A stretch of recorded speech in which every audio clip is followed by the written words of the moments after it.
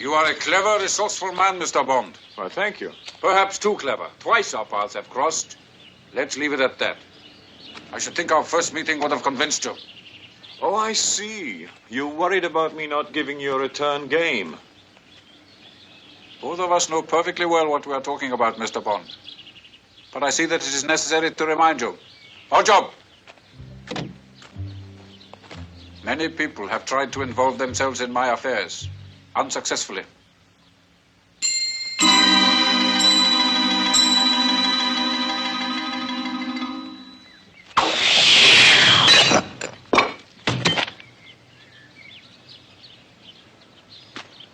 Remarkable.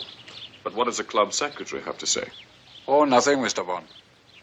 I own the club.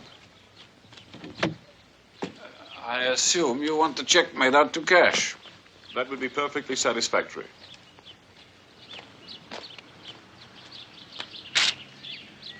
Goodbye, Mr. Bond.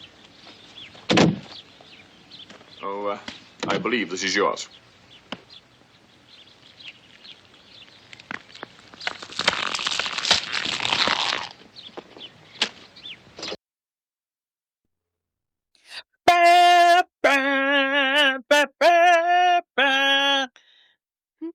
Cue the the horn section. Oh my gosh. Welcome everybody. This is Book versus Movie, the podcast where we read books that have been adapted into movies and then we try to decide which we like better, the book or the movie. I am Margot P, a Colonia Book doc. It's a website, coloniabook.com. And this is my good friend and co-host, Margot D, or Brooklyn Fit Chick. Hi, everyone. How much have you been listening to Shirley Bassey this week? I watched the Led Zeppelin documentary that came out, and Jimmy Page and John Paul Jones were in the studio for that recording in 1964. Really? Before there was a Led Zeppelin, before there was a Yardbirds, they were studio musicians and they were in there. Yep. That's amazing. Well, we'll talk about that when we get to the film, but oh, by the way, I dropped a video. I just dropped a video in the Facebook group of Shirley Bassey this year singing Diamonds Are Forever at age 88, still blowing the roof off of the joint. We are talking about a lot of legends today on Book versus Movie. Once again, we are dipping into the rich well that is the James Bond franchise. And before we get to that, welcome. We are very glad that you're here. Yes, this is a podcast where we look at films that have been adapted from any kind of some kind of non-film source. You know, it might be a book as it is today, but it might also be a magazine article. It might be a song, a play, a novella, fiction, nonfiction, a poem.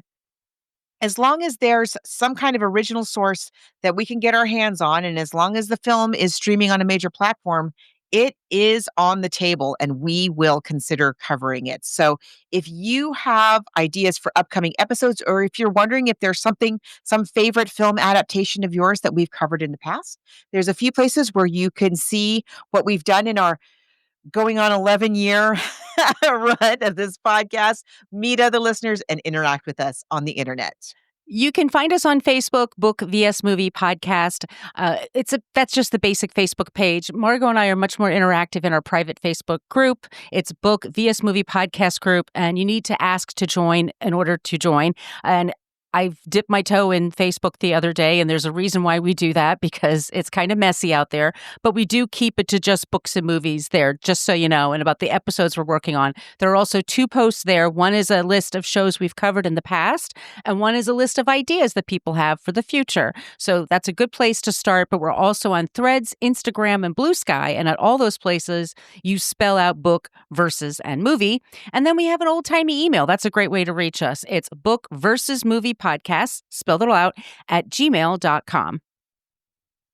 And if you really enjoy the show and would like to help keep us in books and movies, or if there's an old episode of ours from because, if you're listening to us on Spotify or iHeartRadio, the episodes only go so far back. And somebody yesterday was asking about our Jurassic Park episode. Oh, wow. And which is on our Patreon. So I dropped the link into the group so they could check that out. So yeah, you can also support us on Patreon, help us keep the lights on around here. Absolutely. So as Margot said, so everything from 2022 and then previous to that, it's on our Patreon wall.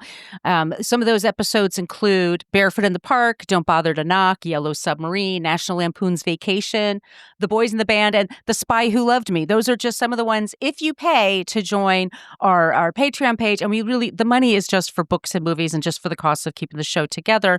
But as Margot said, there's some free stuff on there. Some of the old episodes are free on Patreon. You could check them out and say, hey, I think you probably should redo this one because it would probably behoove you to do that. We also put all these clips that you're seeing today, we'll put them in our Patreon for free. We also put them on the Facebook group, but sometimes Facebook blocks a video for whatever reason. So we try to keep it available in both places. So we've talked about if you're brand new, you love Goldfinger, you're a diehard, you like Sean Connery is the only Bond for you. Welcome. But we've talked about this is not going to be the first time we've talked about Ian Fleming, who perhaps is best known as the author of Chitty Chitty Bang Bang. But you would be surprised to know he also wrote some spy novels, Margot. Yeah, and that's what I hear. We've covered a few of them. Just looking at the list here, we've done Casino Royale. Did we do Diamonds Are Forever? I don't remember. No, we haven't done Diamonds Are Forever. We've done The Spy Who Loved Me.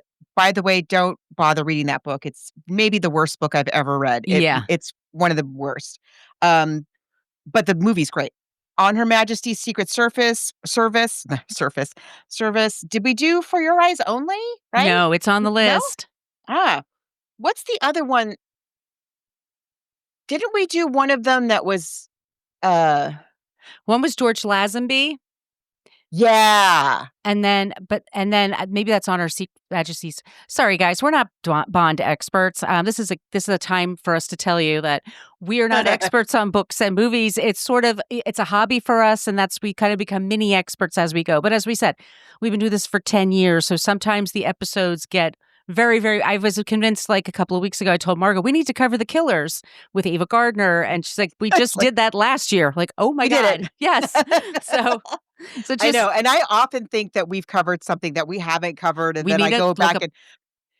Fortunately, we have a super fan, Thaddeus, in the Facebook group, and he keeps a very accurate list of what we actually have covered over the years. And I can always go and check his list. And yeah, sometimes I'm wrong. But let's talk about Ian Fleming.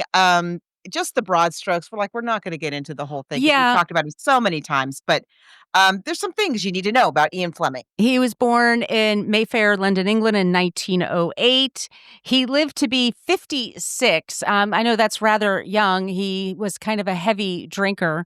Kind of a hard liver. He was a hard liver. He did actually get to visit the set for the movie that we're talking about today. So he did get to see James Bond become movies. I think Goldfinger, and from everything I'm seeing, listening to from their Bond experts, like this is the movie that really set the standard for a Bond film. It's the one that is lampooned the most and honored the most, I think.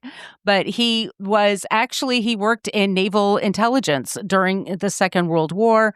He was very good friends with people like other writers like Roald Dahl, who were also, worked in espionage and also were writers. And he began this James Bond series. And what's very funny is that the James Bond from the books, and we've talked about this, the book Bonds are not nearly as fun as these movie Bonds. It's very funny how they managed to take these books that were very popular. I mean, yes. President Kennedy was a huge fan of them, read every single one of them. But when you read them, and maybe it could be just the time that we're looking at it 50 plus years hence, since they came out. But the book Bond was based on, I think, Audie Murphy, or it was based on World War. Oh, he looks like Hoagie Carmichael. Hoagie Carmichael. Wait, thank you. That's the person. If you know what Hoagie Carmichael looks like, Hoagie Carmichael kind of looks like Lyle Lovett. That even may be too old and a reference. That's still people going to be struggling with that. But he doesn't look like Daniel Craig or Sean Connery or right. Roger Moore. And he was a guy that's a drinker, a very, very heavy drinker. And we'll talk about that with this chapter, like the first beginning of this novel, that Bond is like blitzed, I would think, constantly. He's not that tall. He's not that handsome. he's very smart, but he makes mistakes. And then there's a lot of Bond where he's like behind a desk and he's just doing his job. So Bond is kind of a working spy. And then these movies come out and it's Sean Connery and it's the director we'll talk about today. But yeah, he also covered Chitty Chitty Bang Bang, and Roald Dahl also covered the script for that. And that's our #1 episode for any show we've ever done. And Disney movies always do well for us. Marilyn Monroe does well for us, and Bond does well for us. Ian Fleming does well for us. People just have a big fascination with his work. They're just fun. They're great fun. But you're right. There's a big difference between book Bond and movie Bond. Yeah, book Bond is, and the other thing that they talk about in the books that they don't, because the movies come a bit later than the book series. There's always a bit of a lag. I think in this case we have like a 10-year lag between when the book comes out and when the movie comes out ish. And and one of the things about Bond in the books that you don't really get in the movie, and actually in this book they talk about it a bit, is that we're still dealing with Bond is very weary because, like, he's been spying since World War II.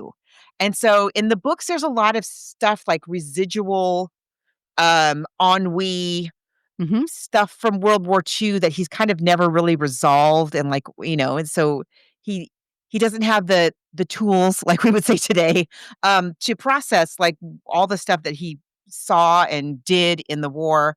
And now he's in a completely different kind of war. He's in the Cold War. And in the books, there is this organization that almost never gets a mention in the movies except very obliquely, called SMERSH. And SMERSH, remember SMERSH? SMERSH is like no, you do. But they never bring it up in the films ever directly. SMERSH is like an evil, it's like the Axis powers, but in the Cold War.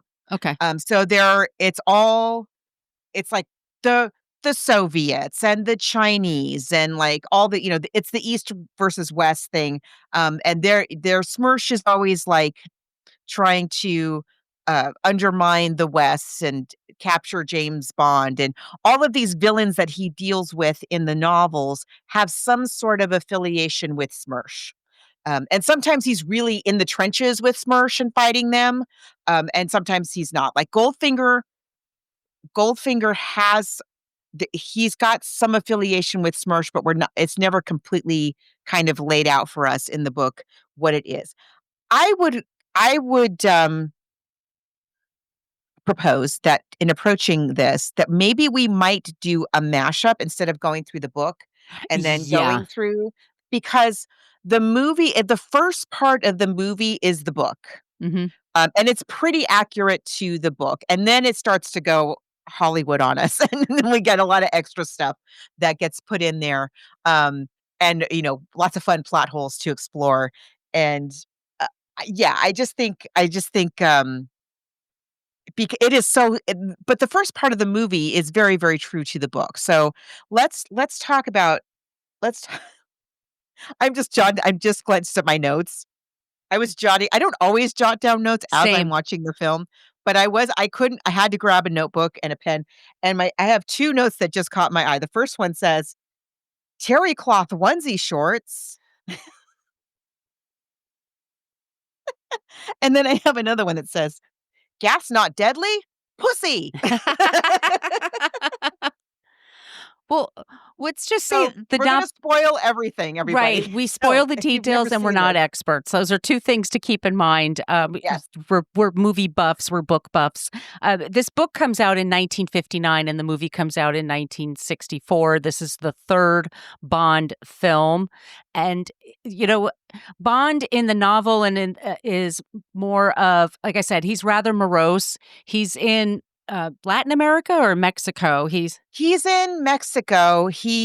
Our prologue, and this is true in the movie, although they don't hit you over the head with the details of where we are and what's going on. And that's one thing I will say about this Bond book. I like it and I also don't like it. The Bond books, the Bond books are very inconsistent, in Mhm. my opinion. We've read some, like Casino Royale is great. Casino Royale, like, is a real page turner, and I also like, Her Majesty's Secret Service. I think that's a really great one, and then we've some of the other ones are just kind of up and down, um, with absolutely worst of the worst being The Spy Who Loved Me, like, seriously unreadable, it's disgusting, don't read it. Um, but this one isn't as bad as that, but it has good moments, but after a while, I sort of felt like to say this, I sort of felt like he was trying to, like, I must get 70,000 words. And It so he's, feels like, like saying, yes, he was going for 70,000, and if he had done 40 or 50,000, it would have been much better. It's better as a novella, I think. "Oh, much, It would be so much much better because the germ of the ideas of everything he's doing are is good." great. I mean, Yeah, Goldfinger is a great villain. I mean, agree. it's really a fun villain, I think, for as far as, the Bond villains are all fun, but this one is sort of he has more of a sense of humor and they kind of play with Yeah, each other a little bit. But the Bond in this story is he wants to steal all the gold in Fort Knox. yes. So so we have our prologue, and again, in terms of, like, back to this whole Yeah. 70,000 words thing, the prologue, which feels very tacked on, that's because it's tacked on. It was originally a short story that he'd written, and he just, like, slapped it into the beginning of Goldfinger. So we're in Mexico. It has, like, almost nothing to do with th the actual story. He's in Mexico, he's breaking up a heroin smuggling ring, and he kills this, heavy, drug guy, drug runner guy who is identified only as the Mexican.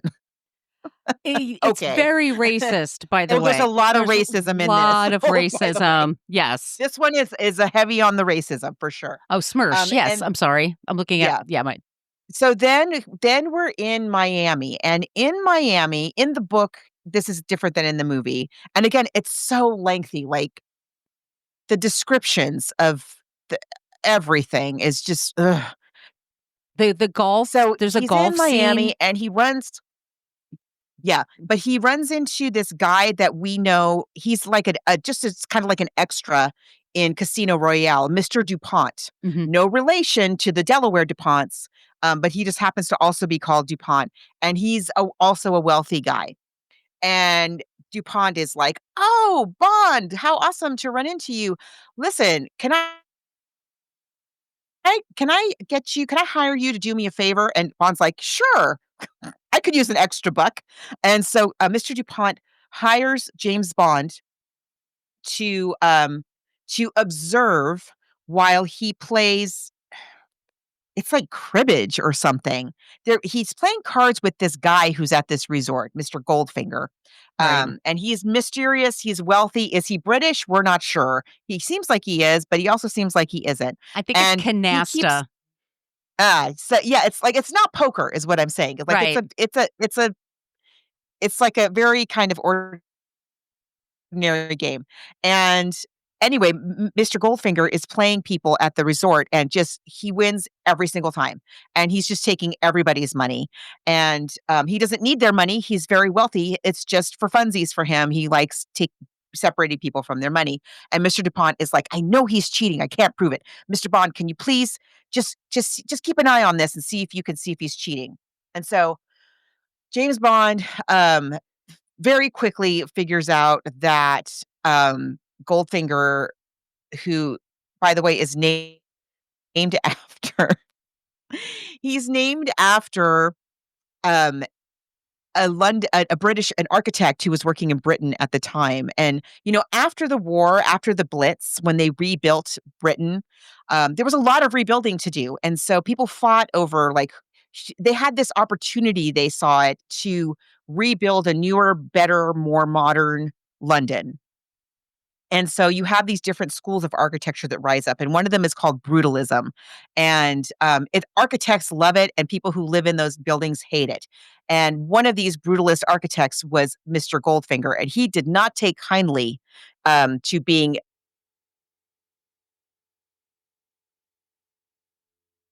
And just to give you a little idea about Ian Fleming, Goldfinger, the real Goldfinger, threatens to sue Ian Fleming. Like, So you he can't just. paused for a second. He Oh, I'm didn't take sorry. kindly to. He didn't like having the villain of this story named after him. Oh, okay, that's good to And know. so he says to Ian Fleming, like, "Hey, I'm going to sue you. You got to, get my name out of your mouth, basically." And Ian Fleming, just to give you an idea of what kind of a character Ian Fleming is, Ian Fleming goes, "Okay, oh, that's fine. No, I will definitely. Here's what I'm going to do. I'm going to change the name of my villain, Goldfinger, to Gold Prick. And then I'm gonna put a piece of paper in every single book and explain why I did that. That it was originally called Goldfinger, but I had to change it because you made me, and that's why he's now called Gold Prick." And Goldfinger was like, "Ugh, fine, okay, just call him Goldfinger." So Bond figures out that Goldfinger is getting a signal from somewhere in the resort, and turns out Goldfinger has like a personal secretary who, of course, is absolutely gorgeous, and she is watching the game with binoculars. It's very like it's not very sophisticated. She's No. up in the room, she's watching with binoculars, and then she says into a microphone, like, "Oh, he's got a 10 of clubs," and Bond gets on the mic, stops the whole operation, gets on the microphone, tells Goldfinger, like, "Hey, you're gonna pay Mr. DuPont back all of the money you owe him, and hey, you're gonna give me some money too, and you're gonna get out of here." And what happens is, um, he leaves with this woman. What's her name? Oh, Jill? Jill Masterson. Yes. Yeah, Jill Masterson, is the secretary, and so he leaves with Jill Masterson. Of course, they have sex. She becomes Um, his sex slave, right? He like takes her with him. He takes her with him as, like, a sex hostage, Right. Mr. Bond. Yeah. Um, okay, and I forget what the circumstances is, but basically he finds her dead. She's been painted all over in gold. Mhm. She's been suffocated in gold. Now, here's the reason that we get this whole backstory in the book that we don't get in the movie, that we frankly, we don't need, but I'm gonna give it to you anyway. Here it is. Um, I mean, this is what I mean about this book. Like, it goes to all these lengths. So we get this whole rigmarole about Jill Masterson says to Bond that Goldfinger is a bit of a pervy freak. I mean, not to kink shame, but his thing is he gets once a month, he pays a woman to have sex with him, but before he does that, he has her painted all over in gold because he's obsessed with gold, right? Yeah. Everything has to be gold, like a certain somebody we know. Everything has to be gold. And so he has a woman once a month painted all over in gold, except for her spine. So they keep her spine unpainted because that way her skin, which is an organ, right? The skin can still The breathe and epidermis. she won't die. And so this is all, and he's like, "Oh, that's interesting." Like this whole thing, like we know this is gonna come up. So sure enough, guess how Jill Masterson dies? She gets painted all over in gold, and including her spine, and she dies. And um and just like and so but I love that in the film we do away with all of this like stupid exposition about Mr. DuPont and the poker game and Casino Royale and the woman once a month. And first of all, it's like gross and we don't need it. And you just have Bond. Like, Bond is a smart guy. He knows, oh, she suffocated. He could tell. Which I think that also that's not really a thing. Um, her mouth and nose aren't glued shut. She can open her mouth and her nose. She could still like actually breathe, right? Yeah, no, it Can't can't. she? Yeah, it can. I mean, like, well, the actress is painted in gold. I mean, like Yeah. in the movie, so it doesn't kill you. But I mean, it's not a good thing to do. No. It looks really cool in the movie. It looks great in the movie. I mean, but it's not healthy for your skin, but you can do it. But also he has like a whole room full of porno magazines. I mean, it's a whole gross thing. Yeah, it's gross. There's a whole scene where there's a golf game between Goldfinger and Bond. And in the movie, which is the clip we just showed you, which is just like, it's quick, and then you give it to Oddjob and then he crushes the golf ball. You understand everything. We get in the book, it goes it's pages after pages, and it's so tedious. I just like watching a golf game. If I want to watch a golf game, I'll watch a golf game. I do not need Ian Fleming to describe it blow by blow. It's very tedious. It's so long. Yeah, it's very tedious. So, but so it's all of that is done so much better in the film, and also in the book.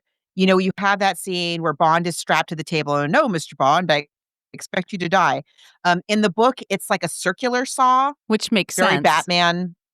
And then in the movie, it's, you know, we have the technology to have it be a laser. So, and I'm sorry, we glossed right over Sean Connery's amazing. Well, let's talk about our cast of the film before we go any further. Hold on, let me bring that up. Because it's pretty good.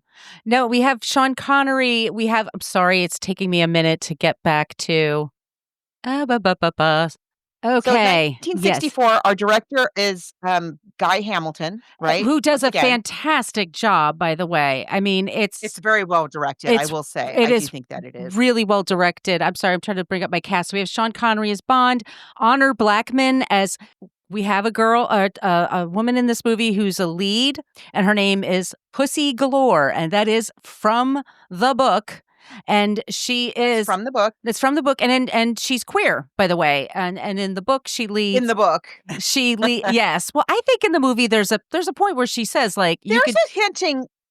It's coded. Yeah. It's coded. I mean, she says it is coded. He says, she says to him, "It's I'm immune to this," and I think like that's just what it's supposed to be. And they're called the Cement Mixers. It's a group of lesbians that.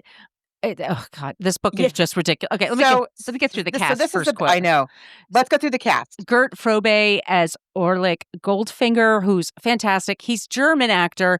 He showed up and when he first got the role and he meets Sean Connery, it's just sort of an informal event. He goes, "Hello, it's very nice to meet you." And Sean Connery started talking to him, and then they realized, oh, he really can't speak English. So they hired an actor named Michael Collins, and Michael Collins is the voice that you hear. And this happened all the time in the movies. Oh, he's dubbed. He is dubbed. Yeah, this is true. He's very good. It's still a good performance. You can't tell. I mean, it's really, really well done.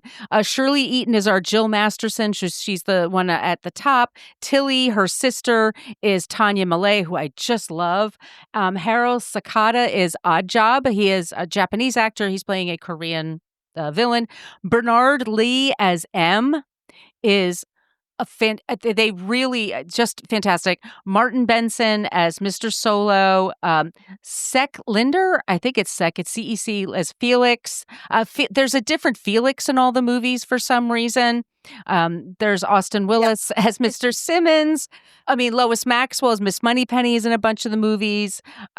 It's Q is Desmond Llewellyn, and I loved Q in this movie. I mean, he's kind of like he's making all the gadgets. We have the obligatory scene where they're making the gadgets. None of that is in the book, by the way. You would think he would have put that in the book since he was trying to meet his 70,000 words. But it's still fun. You know, we see the car, the Aston Martin, and Miss Moneypenny, and all that's really fun. Right. So those are our main people. So should we play the trailer? Yeah, let's play the trailer. Stop. Look. He's gunning for trouble. 007. It spells Bond.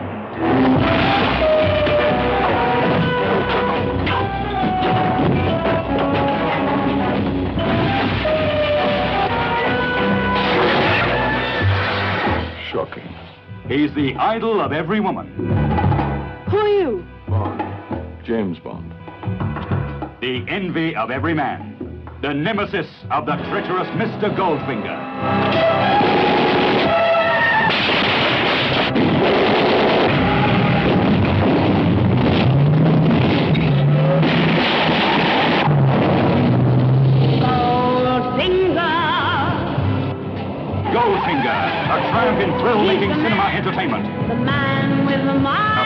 two-time winner for Fleming Secret Agent 007.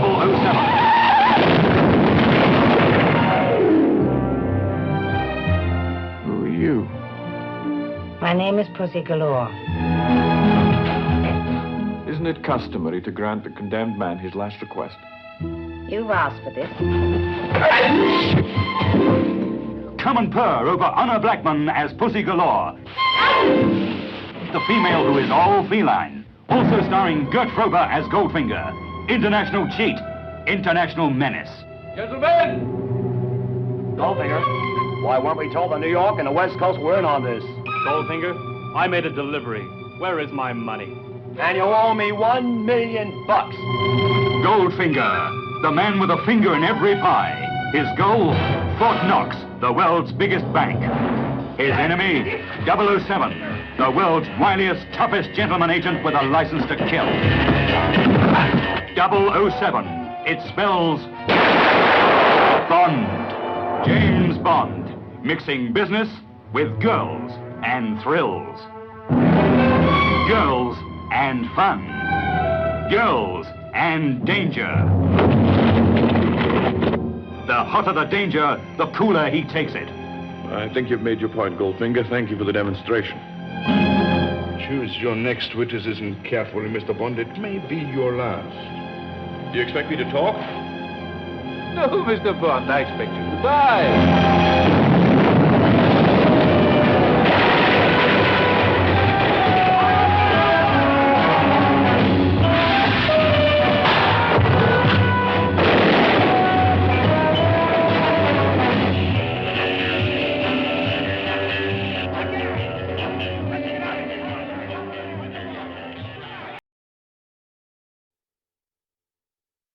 Who wouldn't want to see this know what I movie?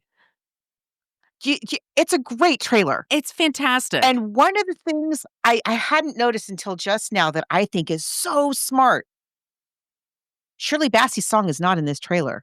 So when you see the trailer and you go to the movies to watch the film, that song, like when it comes in, oh, it must have been very exciting. and it is a very exciting song. She's super talented. Oh, okay. So where to begin? I have I'm looking at my notes. It says destabilize the US by making our gold radioactive. That's cute. Try gutting Medicare. Yeah. So here's the plot, such as it is in the book and the movie. It's basically the same plot, just the way that the players are in there are a little bit different. We have this guy, Goldfinger, who claims to be British by way of Jamaica. So he has this is he like an import-export guy? But also he seems to have ties to Smersh. Which are it's very vague, the reference in the film. In the book, it's a little more direct. Mm-hmm. So, where he gets his money from is a little bit strange. But more than that, the guy is a kinky freak. He is obsessed with gold. He has gold underwear. Everything is Everything gold. is gold. The women he sleeps with are painted with gold, as we just said. And he has this old Rolls Royce, antique Rolls Royce that is entirely lined with gold. And gold is super heavy. So his Rolls Royce in the book, and we go into great detail about how he had to re-engineer the Rolls Royce to hold the weight of all the gold. And oh my gosh, it's so detailed. It's tedious. We really don't care. It's fine. He likes gold. And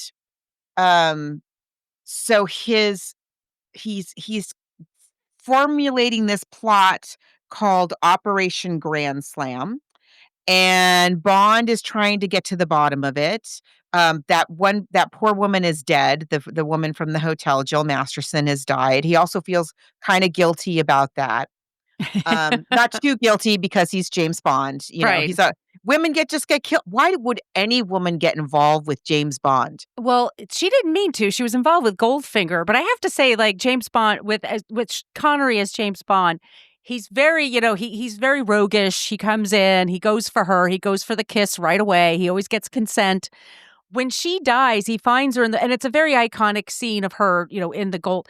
His face changes, it's a great and scene he's in the he's film. very upset. Like, he didn't want her to die. He liked her. I mean, it's just for a second he realizes, like, oh, I'm really dealing with a monster here, and this is like he is a fantastic actor. And I was looking at some old clips of him when they were doing from the set, and all these reporters were asking him about what he thought of the Bond books, and he goes, "Well, I read this one and that one, but I didn't read Goldfinger." And they said, "Really?" He goes, "Nah, I get the idea of what he's going for." But so he and the director just came up with these ideas of like, this is what Bond should be. This is shorthand what Bond should be. He should be Bond, James Bond.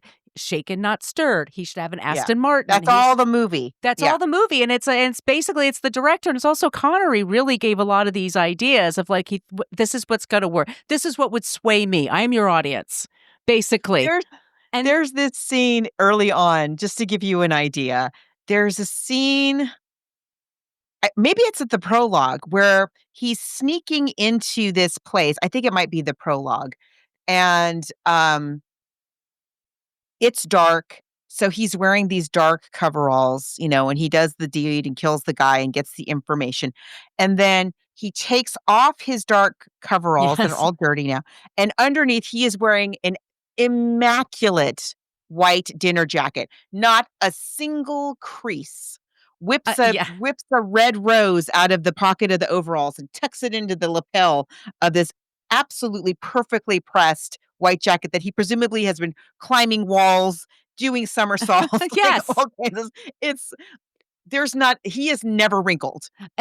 For all of his stunts, he never gets wrinkled. One of the YouTube clips, and I wish I could give the person credit, but one of them said that Archer is really more like the original Bond than the Bond from the movies because he's like the heavy drinker. But they do have those touches in there that like he always looks great. But that's what he wants you to like. This is what makes you want to go to a movie. I want to see somebody gorgeous. Like, of course, I want him in a tux underneath and not a crease. Absolutely, it's a movie. And listen, the little Terry onesie shorts are a bold choice, but you can't argue with success. He looks great in everything. That's another part of it. He could wear anything. He literally can wear anything. And there's a movie called Zod or something where Zolt. It's a Z sound that Sean Connery, it's one of those famous stinkers, but he's in like a caveman kind of outfit and he looks great. He's James Bond. I mean, yeah. So Mr. Goldfinger, as we've established, is a lunatic. And his plan is, what he says his plan is in the book and in the film. So again, the whole first part of the film is basically what's in the book, but told better, leaner, faster. He's assembling a bunch of American crime family heads at his place. He has a place in the United States and in Kentucky. He's raising horses. That's his front. And he invites them all in and he's like, okay, here's what we're going to do. We're going to steal all of the gold in Fort Knox. And all of them but one is like, yeah, great. Thanks, Goldfinger. This is awesome. One of them is like, yeah, I don't think so. I'm not doing that. And Goldfinger's like, no worries. Fine. In the book, he just kind of does what you would do. He quietly kind of kills him in another room and then comes back and says to the people who are still there, like, oh, hey, so the guy that said no, yeah, he's not around anymore. So, just so you know, we're all in this now, basically. And this is where the movie really departs from the book. So in the film,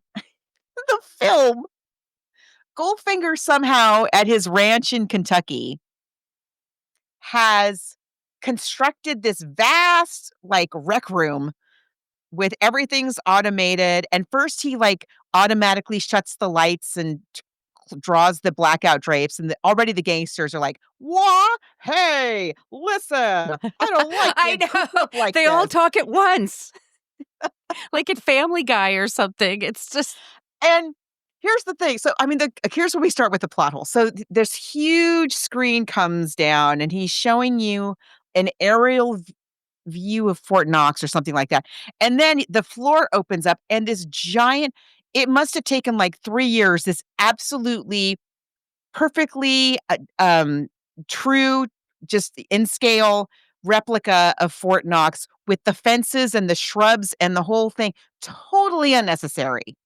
Maybe we're showing like this is just showing us that he's not somebody with a grip on reality, but it seems a little like you excessive. Just literally pulled down a projection screen. You could have all had this like as a animated deal. Like we didn't need to have the floor open up and all that. Supposedly at Fort Knox, they kept that. They have that prop. They should. Yeah, it's cool looking. It's awesome. I mean, yeah. Yeah. And James Bond, of course, is like eavesdropping on this, on the monologuing. It's next level. So what he tells them is, here's the plan, is I have this, we're going to kind of cover the atmosphere around Fort Knox, all the military base, all the military guards there are going to be sprayed with or they're going to be in the book. It's a little bit different, but yeah, basically we're going to put them to sleep for a little while, and then we sneak in, steal the gold, and then we leave, and everybody's rich. And in the book, Pussy Galore is one of those crime heads. She doesn't work for Goldfinger in the book. Mm-hmm. She, as Margot says, bear with us, she is the leader of a gang of criminal lesbian acrobats. Yes. It's fine. It's fine. Cement mixers, that's what they're called. The cement mixers. I loved that name. I was like, that's a great band name. I don't know. Good name. Yeah. So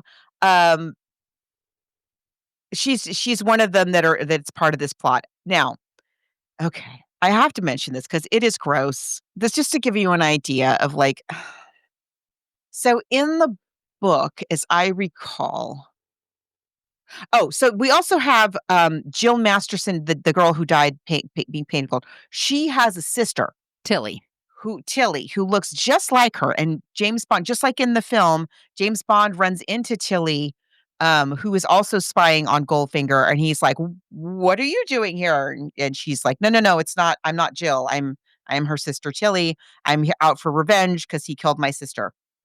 I don't know how she knows that, but okay, fine. Tilly is also a lesbian. Mm-hmm. But James Bond has magic in his pants. I don't know if you're aware of that. He has magic pants. And what's in them can turn any lady, any lesbian lady into a no longer lesbian lady. So he has a thing. I think he has a thing with both. But Tilly has a thing for Pussy Galore. Mm-hmm. Is what I'm saying.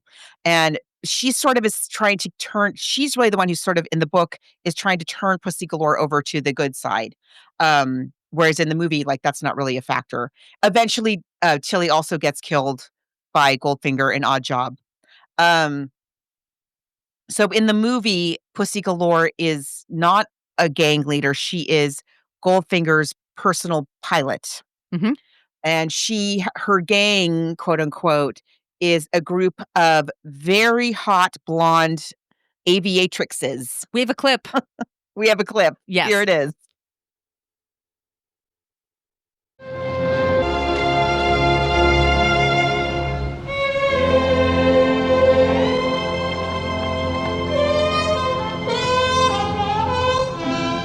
Well, dress rehearsal went like a dream, Skipper. Good.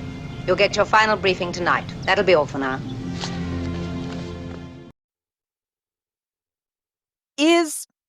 I'm suddenly forgetting in the morass of the book. Is Pussy Galore the one that like she tells the story about her uncle? Yes, that's why yeah, in the book also, once again, I mean, and there should be like an essay warning because in the Seriously. book, she says it's because my uncle, sorry, trigger warning, but her uncle molested her, and that's why she's a lesbian, which is what people thought. Like, there must have been something damaged about you. That's why a man must have done something to you, right? So that you don't want to have anything. And to gay men, this was also like someone must have done that to you. That's why you are the way you are. And it's like, no, she is who she is because she right in the movie.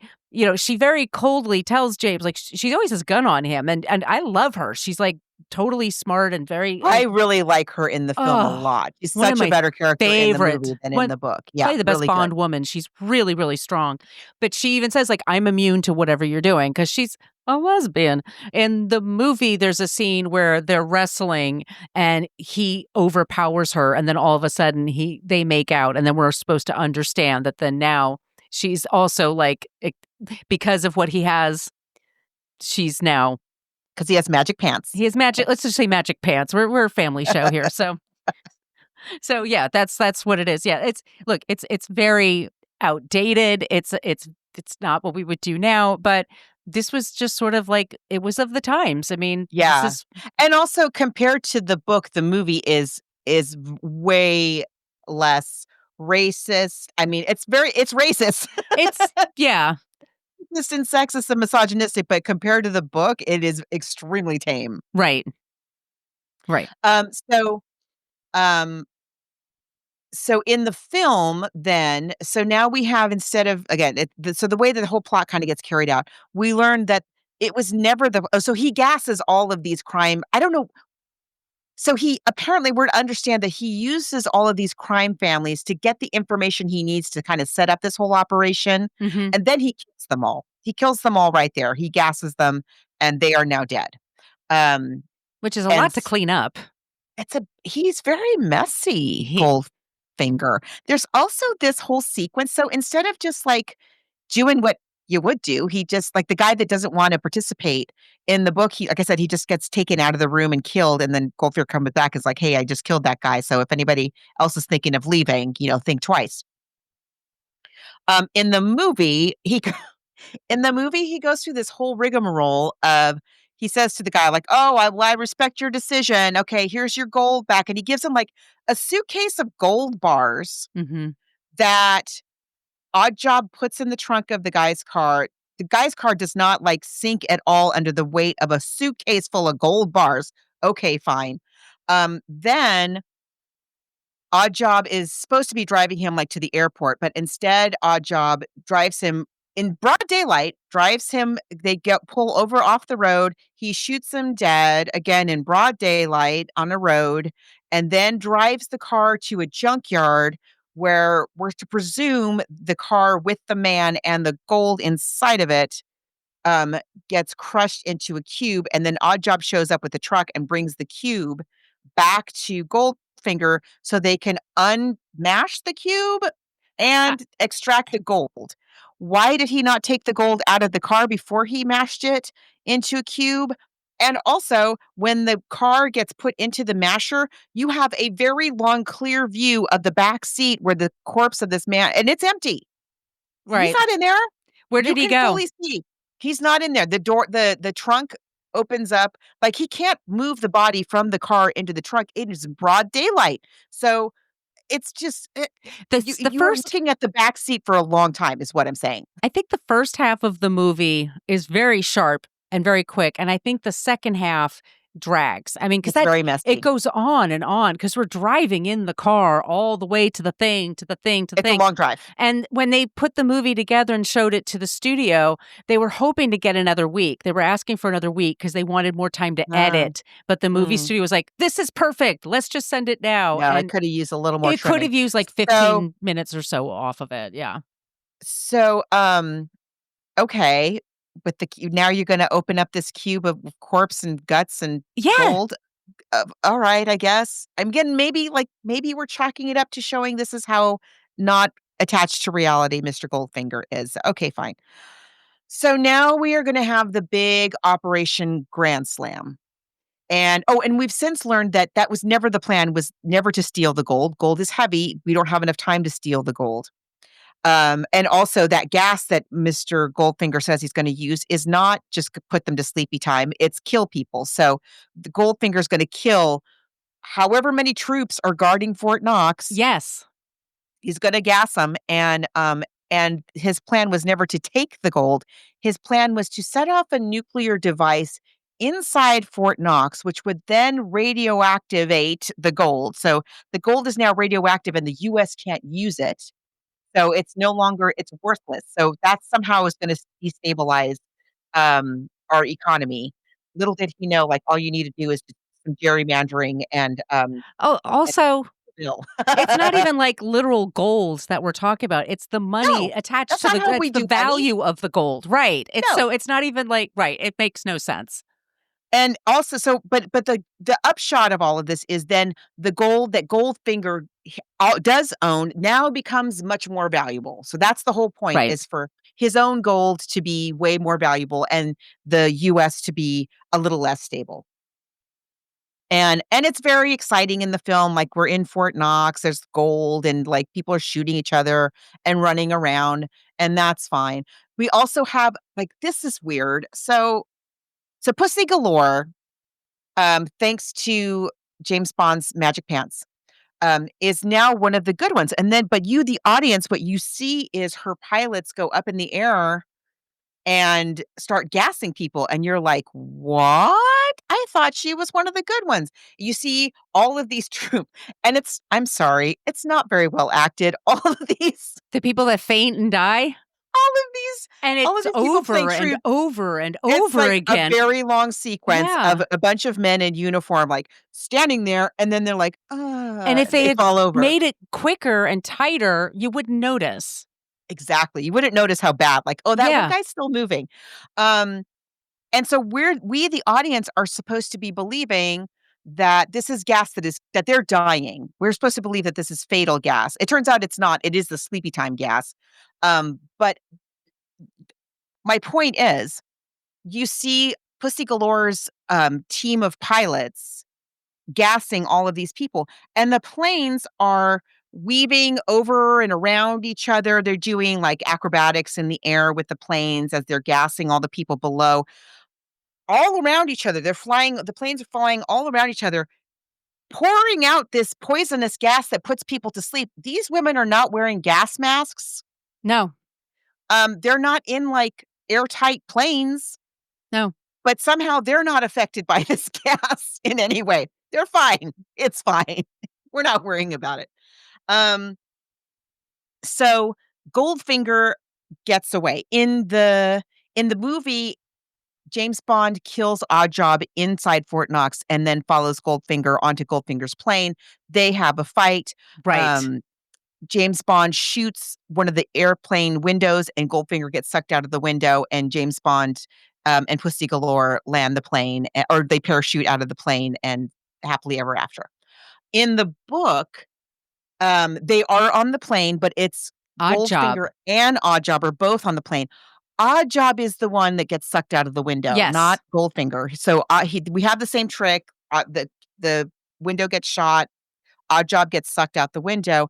And then we have this long scene where James Bond punches and then just strangles the life out of Goldfinger. Right. The end.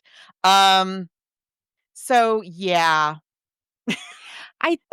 It starts off really well. I'll say this. And once again, if they took a good 15 minutes out of this movie, It just needed a tighter edit. it would have been Yeah. so much tighter and we wouldn't be picking this stuff. But they do kind of everything in Kentucky gets really dragged out, I find. It's so much more. For way too long. Way too Yeah. long. The first half when they're in Europe, which is beautiful with the cars. I mean, the car Listen, sequence is yeah, like incredible. That's a great sequence. And yeah, it just needs a tighter edit, really. The backdrops, gorgeous. I love Kentucky as a backdrop. Like, it's Yeah. cool. They make it look really beautiful. Goldfinger's house is amazing. The all of the stuff in Europe is so great. And of course, the whole thing of like going to the MI headquarters and all of that scene is Yeah. really great. And the costumes, I mean, the onesie is a choice. And he's in it for, like, a long time. Oh, And they yeah. are very, very short shorts. They leave very little to the imagination. It's 1964, Margot. 1964. The Beatles are the popular, Beatties, everything's changed. yeah. And it's all really I love Pussy Galore. Every outfit Pussy Galore's, like, She's so love, beautiful. love, love. And I love all of Goldfinger's outfits. They're all really good. The lighting is good. And the score is excellent.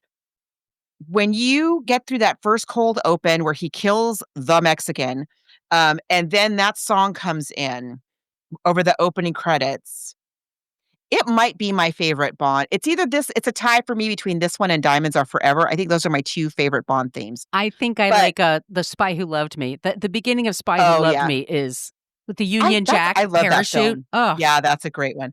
But Shirley Bassey's explosive vocals and then the callback of it throughout the film in the score, I think is really well done. Yeah, it's just too messy with the edit is all. It needed a little more time in the edit.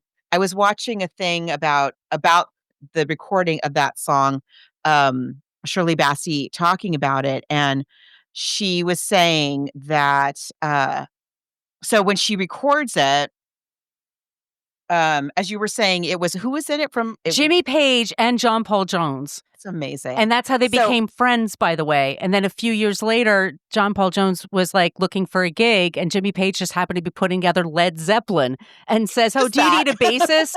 And he goes, "Yeah, actually, I need a bassist. I have I have a vocalist, I have a drummer. Do you want to join?" And he immediately joined. So Shirley Bassey, they bring her in to record this song. Oh, first of all, they play her this song. She said when she first hears it, she and her manager, I forget who the composer is of Goldfinger. I had it in the note. So they're invited over to his house. John Barry. They're invited over to his house, and he's like, "Okay, I'm working on the song for Goldfinger. We don't really have the lyrics yet, but it's going to go like this." And he plays the first three notes. Da, da, da. And Shirley Bassey and her manager both go, Moon River, da, da, da. Because it's the same exact notes as Moon River, which was a hit right at this moment when John Barry's writing this song. And John Barry's like, oh. And so, but then when they bring her in to record it, I would encourage you, instead of reading the book, read the lyrics to the song Goldfinger. They are silly. But the orchestration and Shirley Bassey is. Should we play Shirley Bassey? Yes, but I just want to set up that they bring her in to record it. They've got an orchestra of 80 plus musicians in the room. It must have been incredible. And she said she's recording, as they often do when they score a film, they're showing these opening credits. Wow. As they're playing, so they could be playing in time, adding little flourishes that go along with the action and stuff like that. And so they told Shirley, when you get to the end and you're like, he loves gold, she's like, they say, just keep singing till the end of the credits. And she's like, okay, great. So she's singing. And if you've ever heard this song, at the end, she's like, he loves gold. And she's looking at the thing and it's not ending. Like the credits are going on and on. She's like, only gold. And then she's like, okay. So she finishes on that famous high note. And she's like, he loves gold. And she's holding this high note and she's watching these credits and they're not ending. And the director's like, keep holding it. Keep holding that note. And she's like, oh my God, I'm going to pass out. And so that's why it just sounds like she's singing to she is the one who's adding all of this it is amazing. And every time she performs this song, this extremely silly song, I get goosebumps. Ladies and gentlemen, Shirley Bassey, let's go.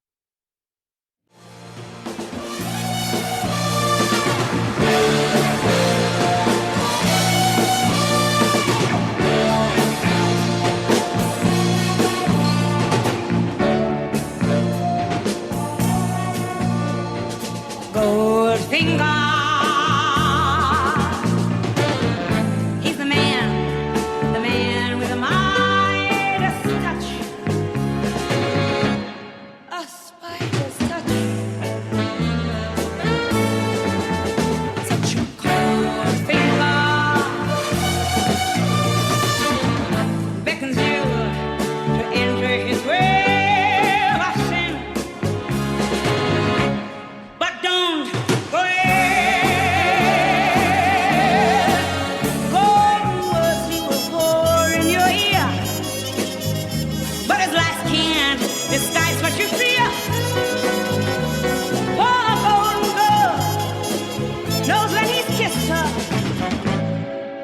kiss of death from Mr. Goldfinger.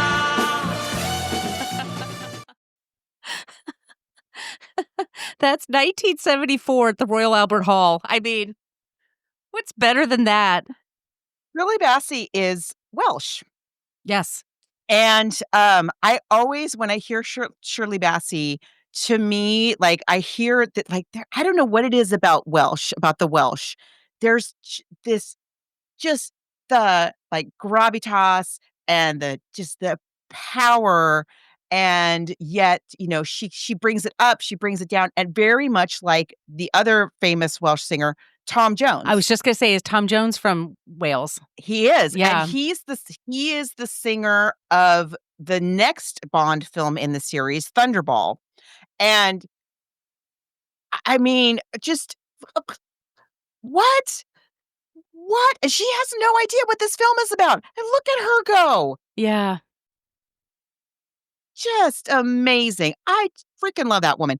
And Diamonds Are Forever is a wonderful song. She's so good. She's so good. That's why this Bond film, I think everybody talks about so much. It is the one where all of the elements kind of come together. Not that the themes in the other previous films aren't great. Bonds, they're always a good theme, almost always, with very few exceptions. Right. Most of them are It's always great. going to be a great theme. It's always going to be a good score. But this is definitely the one that people kind of quote the most, like the way that the song just like blasts at you out of the darkness. I'm sure people were just like jumped in their seats. And the whole, like, all the quotable lines, like he electrocutes the guy and he's like, shocking. And, like all of the quotable lines. I expect you to die, Mr. Bond. I mean, what's better than that? I'm sorry. It's very, very fun. And the thing about the films is it does bring that element of campiness. They're later than the books, so the technology is a little bit farther along than they are in the books, which is cool because the books are still full of the gadgets and all of that, and some of the witty repartee, but not like in the movies. No. The movies, they really, really crank it up. Yeah, it's nowhere near that. In the movies, that's why they're memorable. Yeah. So, book versus movie. Movie, of course. Hands down, movie. Yeah. Movie. So fun. So much fun. I forgot how much I enjoyed this film, even though, like I said, it does drag a bit in Kentucky, and it does get a little bit messy, but it's still super fun. Yeah, like for instance, this is another like weird plot hole, but when Goldfinger, oh my gosh, this movie. So as I say, Goldfinger has the whole scene where he's monologuing about the evil plan with the model that comes up out of the floor and the screen, the projection. James Bond, super spy with access to all of the gadgets and gizmos that can come from the imagination of Q. He's eavesdropping on the plan. And what does he reach for? A pencil and a scrap of paper. Okay. And he writes it down. Like, oh, let me get this down. He writes down the plan and he wraps it around a transmitter that he knows that the CIA is locked in on, that they can trace it, right? So he wraps his note about the plan. Like they have the technology to, he could have been transmitting the whole thing straight from, but okay, he's writing on it with a pencil. He wraps it around the transmitter and then he tucks. That goes nowhere. But I'm sorry, in the book, what happened? Sorry, he tucks it where? Smashed in the cube. Okay. So it doesn't go anywhere. It's a whole plot thing that doesn't go anywhere. In the book, he does write. He also writes a note, and he hides it in the toilet. Right, he hides it in the toilet. Right, that's right. And oh God, I forgot about that. Remember? And the note says something like, make sure, like, you will get a reward if you turn this into the CIA. And like a janitor finds it, and that's how the CIA gets tipped off to Goldfinger's in the book. So it's like, Mm-hmm. uh, so it's much more style. Everything is the style is way cranked up in this film. So yeah, definitely the movie. I don't know that I would recommend reading the book. I didn't find like I listened all to the the good stuff in the book is audiobook, in the film. and it was very tiresome. Yeah. Ugh. Yeah, read Casino Yeah. Royale. I mean, it is a So good intro. definitely a movie. Yeah. Yeah. Yes. Yeah, that's a fun one. So that was super fun. Very much enjoyed the whole always enjoy revisiting James Bond.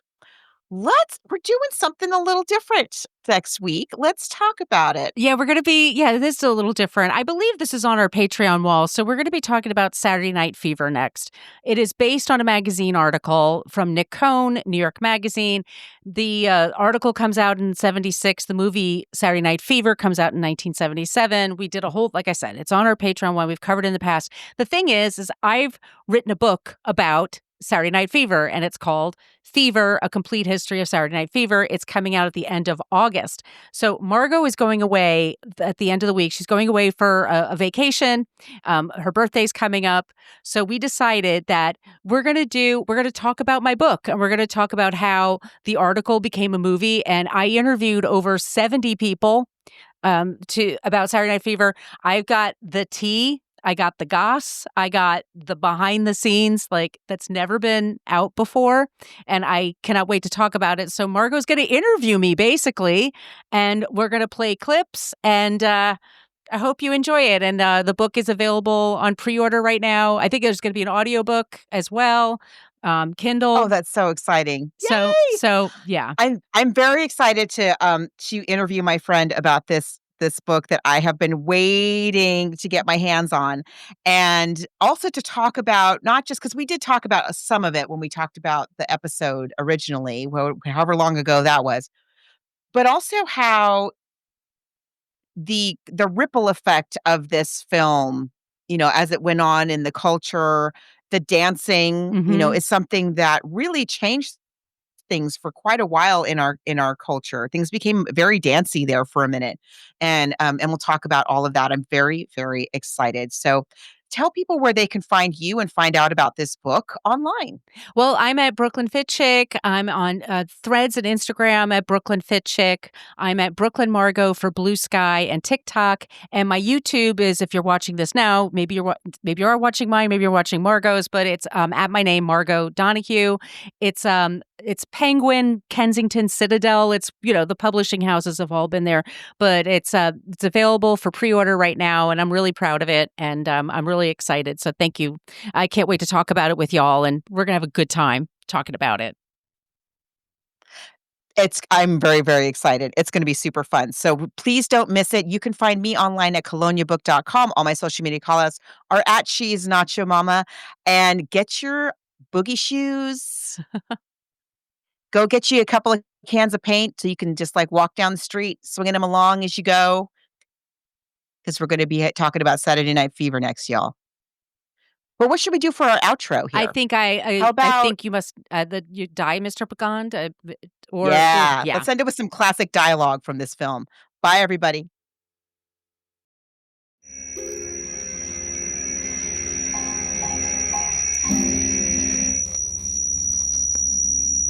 This is gold, Mr. Bond.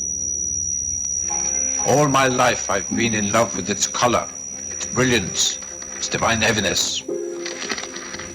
I welcome any enterprise that will increase my stock, which is considerable. I think you've made your point, Goldfinger. Thank you for the demonstration. Choose your next witticism carefully, Mr. Bond. It may be your last. The purpose of our two previous encounters is now very clear to me. I do not intend to be distracted by another. Good night, Mr. Bond. Do you expect me to talk? No, Mr. Bond, I expect you to die. There is nothing you can talk to me about that I don't already know.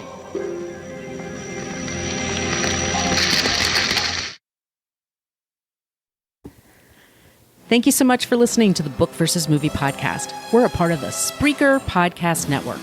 Go to Spreaker.com to check out all of the shows they offer. We ask that you make sure to subscribe to our podcast, Book vs. Movie, in your podcast app, so that way you'll never miss an episode. If you want to interact with the Margos, the best place to do that is in our private Facebook group. Go to Facebook and type in Book vs. Movie Podcast Group and ask to join. On social media,